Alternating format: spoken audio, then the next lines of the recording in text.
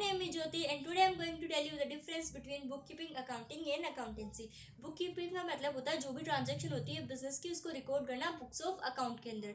अब आप बोलोगे बुक्स ऑफ अकाउंट क्या होती है? एक ऐसी बुक होती है जिसके अंदर बिजनेस की सारी ट्रांजैक्शन को रिकॉर्ड करके रखा जाता है। आप बोलोगे कि ट्रांजैक्शन क्या होती है? मतलब कोई भी चीज़ का लेन देन, ठीक है, जैसे गुड्स का परचेज हो गया, सेल्स वगैरह हो गया, ठीक है। बुक कीपिंग में चार्जेस होती है, आइडेंटिफिकेशन होता है, मेजरिंग होती है, रिकॉर्डिंग होती है और क्लासिफिकेशन होता है। आइडेंटिफिकेशन यानी आइडेंटिफाई करना ट्रांजैक्शन को, क्या वो बिजनेस से रिलेटेड है। दो एग्जांपल लेकर चलते हैं। एक तो जो ओनर है बिजनेस का, उसने अपने फंड से यानी अपने घर में अलग से खाता था, वहां से पैसे निकाल करके अपने बच्चे की फीस के दिए, ठीक है। एक उसने बिजनेस में से निकाले फिर अपने बच्चे की फीस के लिए दिए। दोनों ट्रांजेक्शन है, दोनों में वो उसने फीस जमा की है, लेकिन एक है जो अपने खुद के फंड से किया है, मतलब कि बिजनेस से रिलेटेड है नहीं, यानी इसको रिकॉर्ड नहीं करेंगे। दूसरी तरफ उसने क्या किया, बिजनेस से निकाल करके किया, मतलब ये बिजनेस से रिलेटेड है, इसे ड्राइंग के फॉर्म में हम रिकॉर्ड करेंगे, ठीक है। ये होता है आइडेंटिफिकेशन कि बिजनेस से रिलेटेड है या नहीं है। यदि है तो हम करेंगे, नहीं है तो छोड़ देंगे, ठीक है। बाद में क्या होता है, बाद में होता है हमारा मेजरिंग। मेजरिंग का मतलब होता है कि क्या वो ट्रांजैक्शन मनी के टर्म में मेजर की जा सकती है। अब देखो, बिजनेस से रिलेटेड है एक ट्रांजैक्शन की, जो एम्प्लॉयज़ है बिजनेस से रिलेटेड ही है। उनने क्या किया, उनने बोला कि मेरी हमारी सैलरी बढ़ा दो, तो उन्होंने बोला बढ़ाएंगे बढ़ाएंगे, वो बढ़ा नहीं रहा था, तो उन्होंने सभी ने स्ट्राइक कर लिया, बाहर हड़ताल कर ली, बाहर जाकर बैठ गए वो, ठीक है। अब जाकर के बैठ गए, उनके जाकर बैठ जाने से बिजनेस को कितना लॉस हुआ, क्या हम मनी के टर्म में मेजर कर सकते हैं? नहीं कर सकते ना, तो इसको रिकॉर्ड नहीं करेंगे। ऐसी चीज़ें जो मनी के टर्म में मेजर की जा सकती है वही रिकॉर्ड की जाती है, अदरवाइज नहीं की जाती।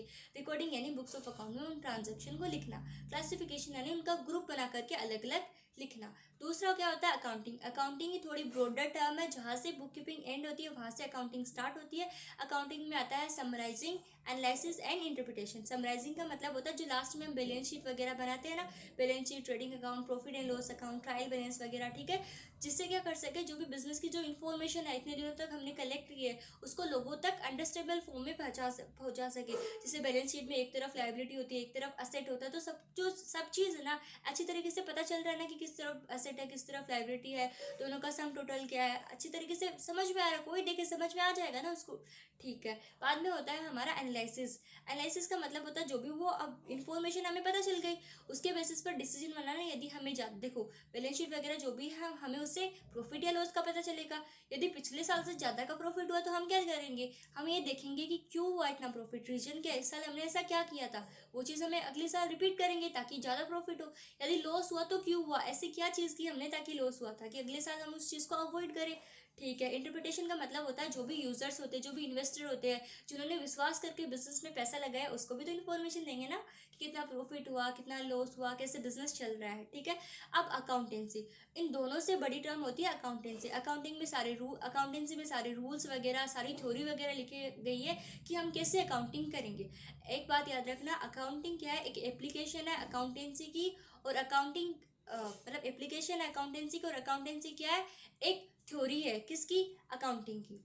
मैं बताती हूँ फिर से, जो अकाउंटेंसी है उसमें सारे रूल्स रेगुलेशन है, मतलब कि ये थ्योरी है, एक बॉडी है किस चीज़ की, अकाउंटिंग के बारे में ही है।